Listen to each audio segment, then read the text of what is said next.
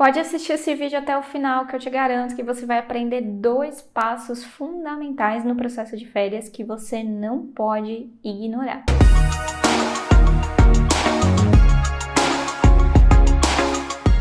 Olá, eu sou a Lilian, criadora aqui do canal e da página Coisas de RH, e aqui no YouTube eu me dedico a entregar conteúdos gratuitos para te ensinar a descomplicar o DP na prática. No vídeo de hoje você vai aprender os 2 passos fundamentais sobre as férias que você não pode deixar de colocar em prática ainda hoje. Vamos falar sobre o que são as férias, a sua importância e quais são os principais pontos que você precisa seguir para uma gestão com mais segurança. Se esse assunto te interessa, já clica e curte esse vídeo, e se você tem interesse em receber mais conteúdos como esse, já se inscreve aqui no meu canal, que assim eu consigo saber se esse conteúdo te ajuda e eu posso trazer mais vídeos como esse por aqui, combinado? O processo de férias é algo que você vai encontrar em qualquer empresa que você vier a trabalhar. E eu costumo chamar isso de base do DP, ou seja, ele faz parte da base porque você vai encontrar ele independente da empresa que você for trabalhar no departamento pessoal. Por quê? Porque as férias elas são previstas aí na legislação, que é um período de descanso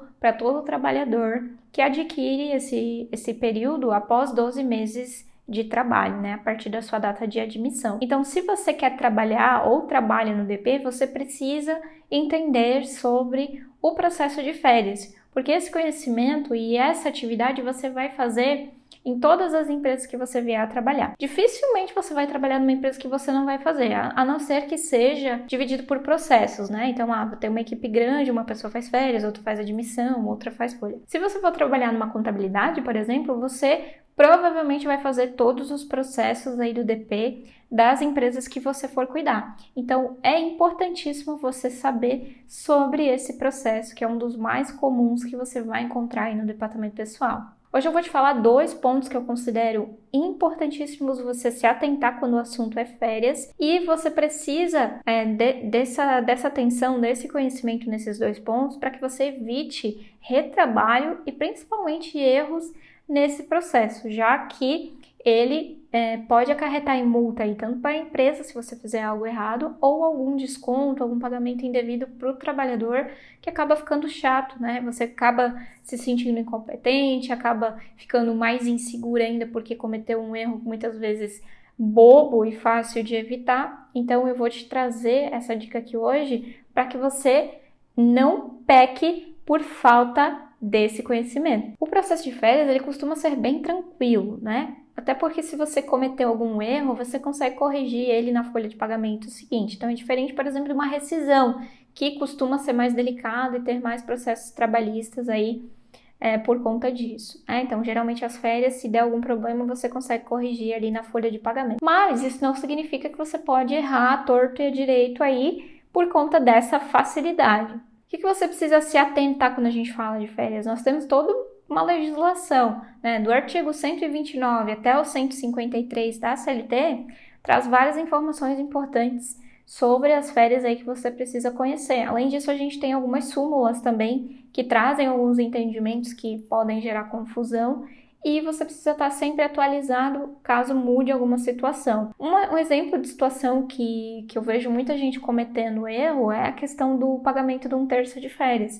Quando a gente estava na pandemia, foi possível fazer esse pagamento de 1/3 até dezembro daquele ano, né, da pandemia. Só que isso já caiu fora, porque já voltou ao normal. Então, o pagamento de 1/3 de férias, ele tem que ser feito junto com a remuneração de férias, que é até 2 dias antes do trabalhador sair, né, de férias, do início do gozo. Mas muita gente ainda comete esse erro por falta de conhecimento, ou porque não se atualizou, ou tá com essa informação da pandemia na cabeça, e isso pode dar um problema gigante, porque você vai estar pagando em atraso ali um direito que é devido. E como é que você vai saber disso se você não estiver atualizado, se você não souber conferir no sistema, se você não se atentar às situações específicas que rondam aí esse processo? Quando a gente fala de processo de férias, existem 2 situações que costumam gerar muito estresse e muitos erros que poderiam facilmente ser evitados aí com essas duas situações que eu vou te colocar aqui agora. O cálculo nem é uma dessas situações, porque geralmente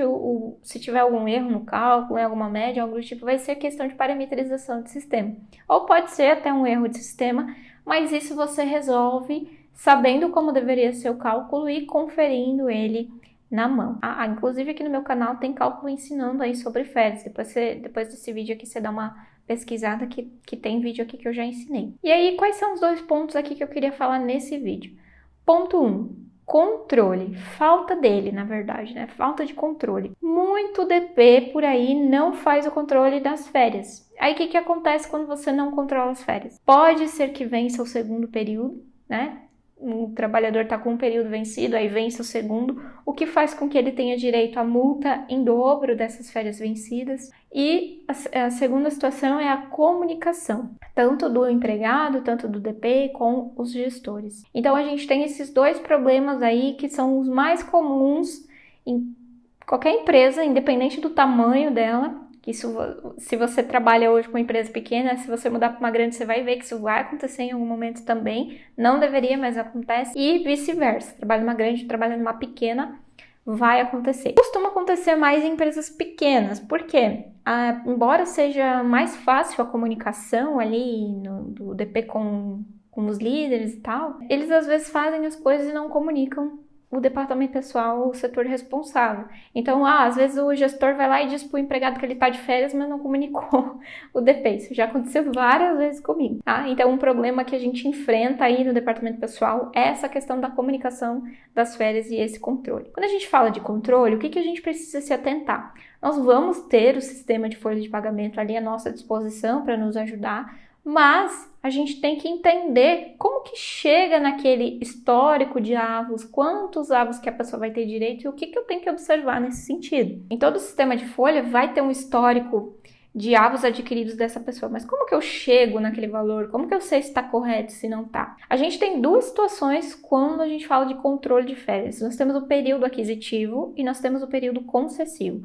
Geralmente o problema vai acontecer no período concessivo. E eu vou te explicar aqui a diferença. O período aquisitivo é aquele que o trabalhador tem que trabalhar para adquirir direito a essas férias. Então, ele tem que trabalhar nos 12 meses aí a partir da sua data de admissão para ter direito aos 30 dias de férias posteriormente. E aí, o que acontece? Vamos supor que o empregado foi admitido no dia 1º de abril de 2023. Para ele ter direito ao avo correspondente de cada mês trabalhado, ele vai ter que trabalhar pelo menos 15 dias dentro do período aquisitivo. E período aquisitivo é diferente de mês, tá? Então, por exemplo, se ele entrou, vou usar um exemplo melhor aqui, se ele entrou no dia 15 de abril, o período aquisitivo dele não vai ser do dia 1º ao dia 30 de abril, como é o caso do 13º salário, por exemplo. Não, o período aquisitivo dele vai ser do dia 15 de abril ao dia 14 de maio. Então, dentro desse período aí, ele tem que trabalhar pelo menos 15 dias para ter direito ao avo correspondente a esse mês ali. Então, cada avo corresponde a 2,5 dias. É por isso que ao final de 12 meses a gente tem 30 dias de férias. Então, para ele ter direito ao primeiro avo de 2,5 dias, ele vai ter que trabalhar dentro do período do dia 15 de abril ao dia 14 de maio, 15 dias pelo menos. Aí depois conta o segundo período, do dia 15 de maio ao dia 14 de junho. Mais 15 dias ele tem que trabalhar pelo menos ali para ter direito a esse avo. Aí se ele trabalhar, ele já vai ter 5 dias de férias garantido. E assim por diante até fechar o período aquisitivo, que é 12 meses. Então, se começou a contagem lá no dia 15 de abril de 2023, o período de férias dele vai fechar no dia 14 de abril de 2024. Aí no dia 15 de abril de 2024 começa a contar um novo período aquisitivo, certo? Até aqui, beleza. Então, a gente precisa saber que o período aquisitivo são esses 12 meses aí que ele trabalha a partir da data de admissão. E aí, a gente tem o período concessivo. O que é o período concessivo? São 12 meses após o vencimento desse período aquisitivo que a empresa tem para conceder essas férias. Então, usando esse exemplo que eu dei agora, se as férias venceram no dia 14 de abril de 2024, a empresa vai ter do dia 15 de abril de 2024 até o dia 14 de abril de 2025 para conceder essas férias. Na prática, na verdade, a empresa não tem 12 meses, ela tem 11 meses. Por quê? As férias, elas têm que finalizar até o dia 14 de abril de 2025, usando esse exemplo, né? Senão, a empresa vai ter que pagar esses dias que ultrapassarem ali para ele como em dobro, tá? Porque ela não cumpriu esse período de conceder dentro dos 30 dias, dentro dos 12 meses consecutivos. E aí, onde é que acontece o problema? Quando o DP não faz esse controle dessas férias, pode acontecer o risco disso acontecer, de chegar e, não vi, venceu, o segundo período de férias venceu e a pessoa não tirou ainda, no período que ela deveria ter tirado, essas férias que ela tinha direito, vencendo já um segundo período. E aí, o que vai acontecer? A empresa é obrigada a pagar essas férias para o empregado em dobro. E isso daí vai virar uma bola de neve se a empresa não controlar isso corretamente, se não informar os responsáveis e nem o empregado. Lembrando que a decisão de sair de férias é a que melhor atende o empregador. Então, se o empregado e o empregador não chegarem no consenso e o empregador chegar para a pessoa e dizer, tu tem que sair de férias tal data, porque senão vai vencer a segunda, o empregado ele não pode se negar, ok? E aí, o profissional de DP, ele precisa entender que provavelmente o sistema de folha, ele vai trazer um relatório sobre isso. Tem sistema que traz alertas, né? Tal período vai vencer, bababá. Isso vai depender de cada sistema, mas geralmente eles trazem um relatório. Aí você precisa saber interpretar esse relatório e comunicar o gestor, comunicar o empregado, né? Dependendo de como é a organização ali dessa empresa, para que não aconteça essa situação de vencer as férias, ali vencer o período concessivo. E aí que entra o segundo passo fundamental, que é ter essa comunicação. Mas assim, não é comunicar quando está vencendo, a gente tem que fazer um acompanhamento disso mensalmente, tá? Então, o que eu recomendo fazer? Você faz esse controle, sempre que fechar a folha, faz esse controle. Como que eu faço, né? Eu geralmente coloco 3, 4 meses para frente. Então, eu já sei, que, por exemplo, vai vencer umas férias lá em setembro. A gente tá no mês de julho, por exemplo, né? Agora que eu tô gravando esse vídeo aqui é março, então vamos jogar um exemplo mais pra frente. A gente tá em março e eu sei que lá em agosto vai vencer as férias do fulaninho. Então o que eu faço? Eu já começo a alertar aquele gestor todo mês, segue relatórios de férias que vão vencer, né? Todo mês envia um relatório para o gestor. Se você trabalha na contabilidade, envia para o RH da empresa, ali para a pessoa que cuida dessa parte. Mas a gente precisa estar ali alertando para que isso não vença. Não é vai vencer semana que vem, aí você avisa. Não, tem que ter essa comunicação anteriormente. Por quê? Quando você trabalha, por exemplo, uma produção, né? Quando o empregado trabalha na produção, muitas vezes o gestor vai precisar organizar, ver como é que vai ficar ali com a falta desse empregado, vai tirar férias, ele precisa botar alguém no lugar para substituir tal função, ele precisa ter uma noção do que vai acontecer ali para gerenciar possíveis desfalques, imprevistos. Isso acontece no administrativo também, mas produção, o impacto pode ser muito grande. Então, por isso que eu usei esse exemplo.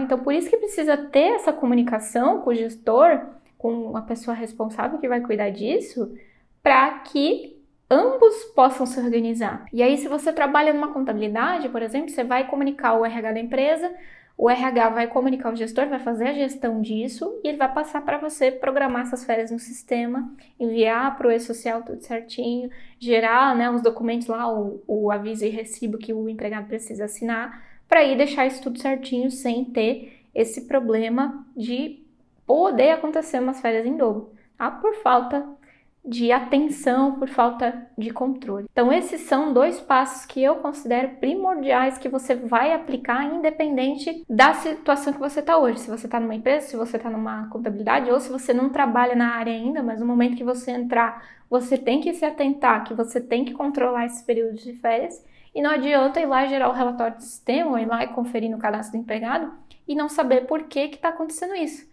Da onde que está vindo esses valores? Eu sempre falo para as minhas alunas, para quem me acompanha lá no Instagram principalmente, e para as palestras que eu vou, nós precisamos, como profissional de DP, sempre nos antecipar aos problemas. Nem tudo dá para prever, vai chegar alguma coisa que você não estava esperando, tudo certo. Mas nós precisamos sempre nos antecipar. Então essa é uma situação que dá para se antecipar tranquilamente. Mesma coisa quando acontece, por exemplo, uma licença maternidade. É um tipo de afastamento que você tem uma previsão já de quando que vai nascer o bebê daquela gestante, né? Diferente de um auxílio-doença, que pode acontecer do nada, realmente. Aí você não tem como saber. Agora, uma licença maternidade é uma coisa que, se acontecer tudo certo, se não tiver nenhum imprevisto ali, dela, por exemplo, ter o bebê antes, você tem como saber mais ou menos ali qual vai ser a data de nascimento. Aí você vai esperar só empregado entrar de licença, deixar vencer essas férias para gerar uma multa em dobro? Não, você consegue se programar. Ah, mas a gestante quer tirar as férias depois da licença maternidade. Sim, mas se está vencendo essas férias dela e a empresa não tem outra opção a não ser dar antes, ela vai ter que sair antes. Só como que eu vou saber disso, né? Como departamento pessoal, você vai ter que fazer esse controle mensalmente dessas férias para você poder evitar esse tipo de situação. Já teve casos que eu verifiquei que a gestante queria, porque queria, né, tirar os 30 dias de férias depois da licença, até para ficar mais tempo lá com o bebê, e tudo certo, só que não ia dar por causa do prazo. E ela teve que sair um mês antes. Aí ficou um mês de férias antes, depois ela teve o bebê. E aí, se já tem direito a outras férias para não vencer a segunda e tudo mais, a empresa pode conceder ali, só que tem que se atentar a essa questão do prazo para não vencer. Tá? Diferente de um afastamento por doença, que aí pode ser que aconteça um acidente, pode ser que aconteça um afastamento ali que não estava previsto, que daí você não tem como prever, aí vai de entendimento. Há entendimentos que nesse caso não é devido à dobra, mesmo que vencer a pessoa estando afastada, porque a empresa não tinha como prever que ela ia acontecer isso. Agora, se a empresa deixou para conceder no último mês e aí a pessoa se afastou e venceu, é questionável. Então a gente precisa controlar e ter essa comunicação para evitar esse tipo de situação aí que vai ocasionar esse desgaste tanto para a parte do empregado quanto para o empregador, né? Que pode acontecer uma multa, pode acontecer esse pagamento em dobro aí, que vai ser um valor que não estava previsto no orçamento da empresa e vai trazer ainda para você uma insegurança, vai muitas vezes se achar que você é incompetente porque não viu isso, você vai ficar se questionando, vai ficar se julgando. E eu sei que você não quer isso, né? Porque a gente não trabalha para fazer coisa errada. Nós queremos fazer o nosso melhor, mas às vezes pequenos detalhes aí e essa pequena falta de atenção podem ocasionar essas situações que vão te deixar ainda mais inseguro. Mas se você aplicar o que eu te ensinei aqui hoje, com certeza você não vai mais errar por causa dessa situação e eu tenho certeza que vai melhorar muito aí a sua credibilidade e a sua confiança no departamento pessoal. Se o que eu te falei até agora faz algum sentido para você, me ajuda então e curte aqui esse vídeo. E se você quer receber mais conteúdos gratuitos sobre departamento pessoal na prática, não esquece de se inscrever aqui no canal. Eu agradeço por ter você aqui comigo e se você quiser continuar aprendendo a descomplicar o DP na prática, eu recomendo que você assista o próximo vídeo que vai aparecer aqui na tela para você. Um beijo e até a próxima!